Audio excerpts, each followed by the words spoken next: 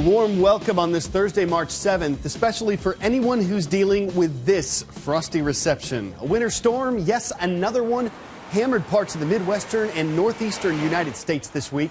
Power outages, schools and businesses closed, flights canceled. Chicago had a record one-day snowfall on Tuesday. CNN's Ted Rowlands was there.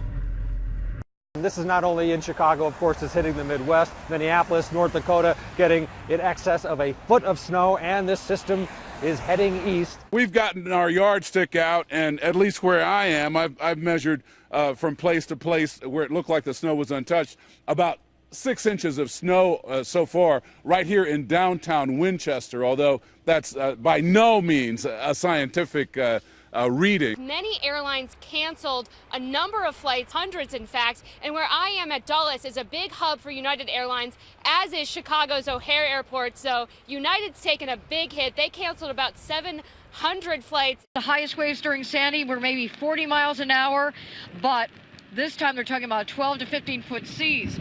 Now you can see the damage that is still pretty clear about what happened during Hurricane Sandy. Look, so many houses still have been destroyed or are heavily damaged. Is this legit? Members of OPEC, the Organization of Petroleum Exporting Countries, are all Middle Eastern nations. Not true.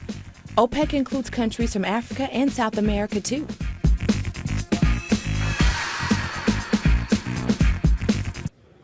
Like Venezuela, a country of more than 28 million people that's in the northern part of South America. Oil's a huge part of Venezuela's economy. It's one of the biggest industries in the country, and it's responsible for roughly 95% of all the money that Venezuela earns by selling products to other nations. Venezuela's in the middle of 7 days of mourning. The country's longtime leader, Hugo Chavez, died this week. His casket was moved to a military academy yesterday. That's where his state funeral is scheduled to happen tomorrow. Venezuela will set a date to elect a new leader in the next 30 days. During his time as president, Hugo Chavez's supporters argued that he gave Venezuelans a sense of national pride. His critics argued that Chavez ruined his country's economy and restricted people's liberties. Controversy plays a large role in Chavez's legacy. Victoria! Victoria! He relished being at the center of controversy, so it's no wonder his friends and foes had very different takes on the Chavez legacy. He's made Venezuelans feel proud to be Venezuelan again, and that is something I think that really no other leader has ever done in that country before. In fact, they were doing the opposite. He's destroyed the economy and centralized all power in his hands, decimated the democratic institutions in the country, and left the Venezuelan democracy in even worse shape. So it's a pretty negative legacy. Chavez's rhetoric often aimed at the United States or multinational corporations. It invoked the promise of a socialist utopia. But Hugo Chavez had what most other Latin American leftists did not: oil. Venezuela has the largest oil reserves in the world, along with Saudi Arabia. That oil wealth enabled Chavez to offer up free education and health care in his own country. The price of his socialist agenda? Hugo Chavez himself. Presidential term limits were abolished. Even his critics admit he could have gone on winning elections indefinitely. His biggest failure may be his success, a legacy of one. Friends and foes, the Chavez legacy is filled with both. See if you can ID me.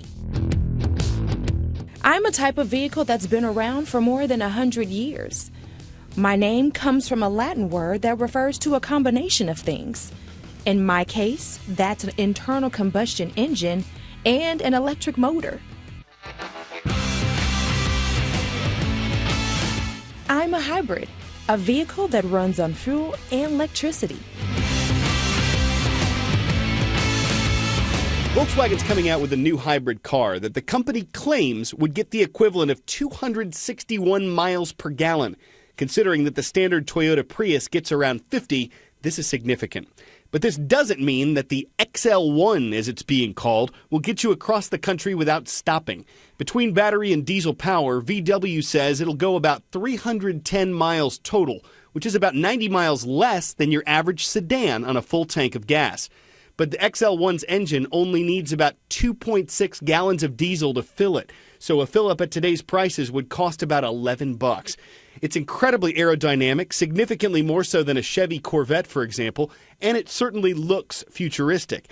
But it's not fast. It'll take over 12 seconds to get you from 0 to 60. Its top speed will be about 100 miles per hour, though of course none of us would ever drive that fast. It's also not expected to be cheap, and it may not even be available in the U.S. But Europeans who want fuel mileage bragging rights and can still afford the car may have something to brag about. 1 week ago, we told you about Jaquil Reagan. While he was walking to a job interview, he made an impression on a local restaurant owner and got a job there. It was a great story about one person's work ethic, but it's not the end of the story, and it's not the end of Jaquil's impressive display of character. WXIN's Kent Erdahl picks up the story. I describe it as a work of God. Jaquil Reagan has met a lot of people since setting off on a 10-mile walk to a job interview days ago, an interview that he wouldn't even end up needing after meeting the owner of Papa Roo on his way. I'm thinking to myself, here's a kid walking almost 10 miles in the ice and slush and snow for the hope of a job at minimum wage. That's like the kind of story your parents used to tell, my parents used to tell, uphill both ways in the snow. Jaquil's story is also now stuff of legend. He's been immortalized in his own editorial cartoon and seen his picture pop up on stories he can't begin to translate. People all over the globe have seen me.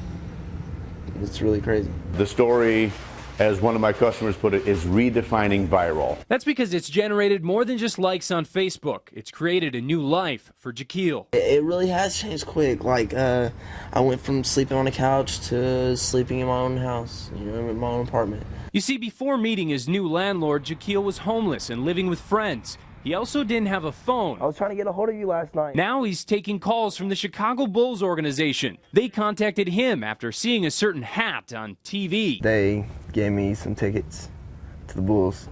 I was really impressed, and I think it's awesome. As we showed you last week, Jaquil also received a free bus pass, though he hasn't had to use it much after meeting plenty of coworkers who have offered to give him rides. I really appreciate it. Really grateful. Jaquil's story didn't just get him a job. In fact, they've gotten so much good publicity here at Papa Roo that they've actually had to hire additional staff to keep up with all the extra demand. We've got 5 new permanent hires. Some of them have spent time answering phones. My cashiers have turned into receptionists. Fielding dozens of donation requests for Jaquil. Each slip is an individual contact of a person with a name and a number, and they want to help financially. Each of these slips. In fact, so many donations have come in that Jaquil decided to create his own foundation, saying half the money will go to help disadvantaged people find work. The other half will go to him, but he'll be sharing it with the most important people he's met in the past days. 25% of my half is going to Papa Roo employees, because they have been working their fingers to the bone while all this has been going on. The restaurant has been a bit more busy than it has ever been. And, they really deserve it, Are teenagers getting tired of Facebook? Just about everyone who tweeted me about this said yes. A couple new reports say Facebook's younger users might be leaving for other sites and apps like Twitter, Snapchat, and Instagram. Facebook still gained millions of users last year, and the company owns Instagram, but many teenagers are turned off by the number of parents on Facebook, and privacy factors in too. Graham said on our Facebook page he's posting less because he worries about colleges or potential employers seeing it. Students on Facebook can talk to us there. Teachers, you can talk to us at cnnstudentnews.com. Please let us know your thoughts on today's show. Something you may not know about me: I can juggle. Not well. So already I thought this YouTube video was impressive, but watch this guy's left hand and listen closely. You notice what's going on there? Every time he catches the cube, he's moving its pieces. The only way I ever solved a Rubik's Cube was by taking the stickers off and moving them around. This guy's doing it one-handed while he juggles. Show off. We'd suggest like a mic drop, but it doesn't look like he ever drops anything. We were going to grade that performance, but we didn't have a good Rubik for it. He posted that video right before Valentine's Day. You might think that's puzzling, but it was just in time for Cubit. And if he ever takes a show on the road, I just hope he stays safe because it can be a real juggle out there. I'm Carl Azuz. Enjoy the rest of your day.